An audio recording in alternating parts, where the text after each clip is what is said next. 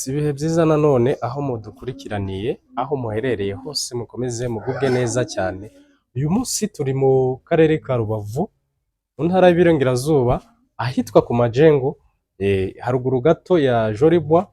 Tubazaniye izi nzu mureba muri video. Iyi mpagazeho ifite ibyumba 4 na salo, ikagira dushe na toilette mu nzu imwe, ikaba ifite n'igikoni mu nzu, naho iyo twerekejeho kamera ifite icyumba na salo kandi bigari, ku buryo bitajya munsi y'ibihumbi 100 ku kwezi. Tugereranyije iyi nzu duhagazeho, ni nyirayo yibamo, tugereranyije ayikodesha yaba ayikodesha hagati y'ibihumbi 250 na 300. Hano rero haparikamo imodoka ebyiri, turwagurisha kuri miliyoni 50 zuzuye gusa.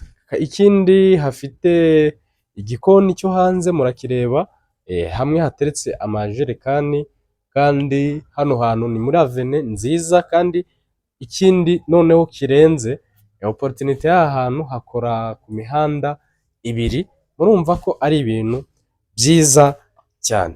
Reka tubereke hanze murebe ukuntu hameze. Yes, twababwiye ya mihanda ibiri, dore n'uyu ndetse n'uyu umanuka hafi na Jolibwa, kuri za miliyoni 50 zuzuye urazizana twera ahantu heza nk'aha, kandi hinjiza amafaranga atari munsi y'ibihumbi 300 by'amanyarwanda. Rero aha haragura umusirimu, kuko abantu bakodesha mu mugi nibo babizi neza aho ikode rigeze iyi saha.